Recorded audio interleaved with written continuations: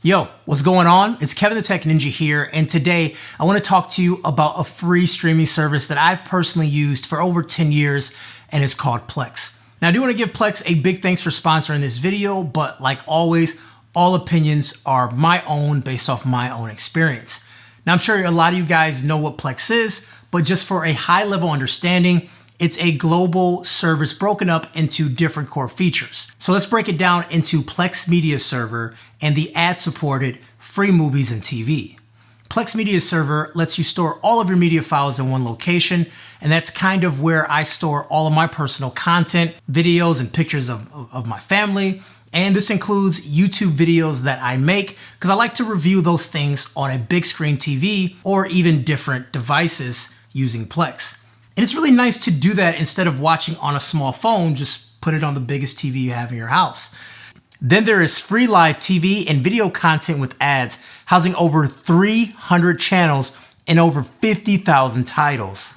The live channels aren't your typical stations, but browsing through, you'll definitely find something you like.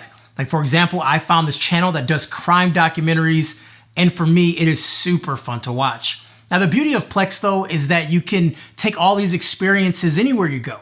So your media essentially follows you around. You could be watching a movie at home and then you want to resume it at a coffee shop, no problem. I have a good friend of mine who has a home theater set up in his house. So my Plex account comes in clutch. We watch tons of movies and TV shows in that setup, and it's super nice. So almost as an extension to this, Plex also has a great search feature. This allows you to search for any TV shows or movies where you can watch them. With integration with Netflix, Amazon Prime, HBO, etc., you can literally start watching from Plex if you have the app installed on your TV. It launches automatically, making the TV experience at home that much more seamless. Now, this is great if you don't know where something is housed. An example would be someone would tell me about a show, but they can't remember where they saw it at. I can simply do a search within Plex and find it. No need to jump between several apps to make this happen. Now that right there for me is one of the coolest features. Okay, so that's surface level stuff. Now we're gonna talk about some fun stuff. We're gonna dig into some of my favorite features that you may not know about Plex.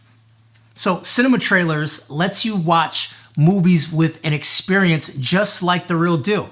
So before the movie starts, you can choose to have pre-selected movie trailers play. And that's a pretty cool Plex Pass feature. Now, if you don't have Plex Pass, then you can still play trailers that you have on your local server.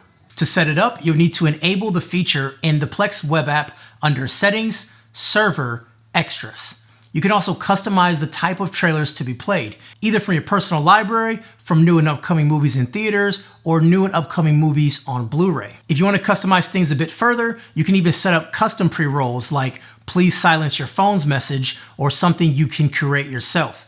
This is done through the movie pre-roll video option where you can enter the full path to where the pre-roll file is on your server. Or if you input multiple paths, you can separate those by commas. So the videos will play back to back, and if they're separated by a semicolon, then a single pre-roll video will be chosen random from the list. Now what I like to do is show a little video that I made that explains the rules when watching movies in my house. Although no one listens to them, it's still cool to have. Also I have the THX intro that plays that drives home that we're about to watch a movie and you get to really hear the sound.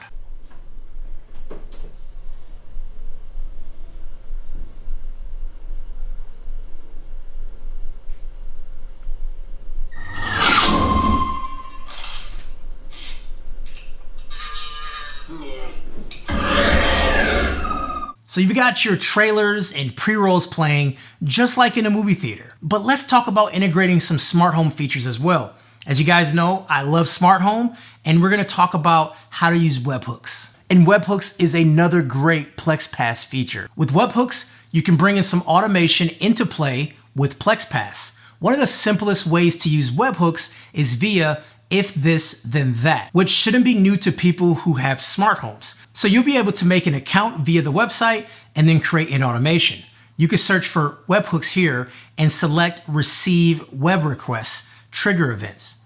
And then you can name this start movie, for example. Now, once you create the trigger, click the then that option and choose whatever service will work for you. This could be a smart light bulb or a switch, and you could choose whatever you want to make it happen. In this example, I am using Hue. Once you connect your account, you can hit Create Action. Once that is done, the next step is to set up your webhooks integration. Go to maker.ifthisthenThat.com, click on Documentation. Do you see this URL right here under Make a Post or Get Web Request? This will be the URL that you add to Plex. Now, where you see the curly brackets that says Event, that is where you're going to put Start Movie. Basically, the same string we put in before, we're just going to plug that in. So now we're going to copy that URL, and then we're going to head into Plex. Under the webhook section, we're going to add a webhook. We're going to paste that URL in there. But now there's one more step. You need to add $event equals media.play. Then save it. So now when you launch a movie, it should dim the lights before the movie starts playing. Now there are a ton of different events that could be used with webhooks, and also there's so much customizations that is possible for cinema trailers, which I talked about earlier. Now, one thing that I think would be pretty epic, and I might do it at my friend's house, is that when a movie starts, it triggers a smart plug, which turns on this popcorn machine. Then the lights will slowly dim. Things like that will make a true home movie experience, and that is pretty cool. I think I'm really going to set that up. Now, obviously, that was just one of my interesting examples. I'm going to have more information linked down below that will walk you through these processes. Now, both the trailers and webhooks are just a few of many Plex Pass features, but I think they're worth it. Having fun and customization experience at home really brings the movie magic to life, since I haven't been to a theater in years. I feel like I'm able to duplicate some of the things that I loved from the theaters, minus the sticky seats and the popcorn all over the ground. Overall, if you haven't checked out Plex yet, you should definitely give it a go. I think it's a really great platform to have all of your collected media experiences in one place. No more dodging and looking for things, just go to Plex. Now, once again, a big thanks to Plex for sponsoring this video, and thank you so much for watching. As always, don't forget to subscribe and follow me on my socials to stay tuned up for more videos coming out, and maybe I'll set up that new webhook. I don't know. This was Kevin the Tech Ninja. Have yourself a wonderful day. I'll talk to you guys later. Peace.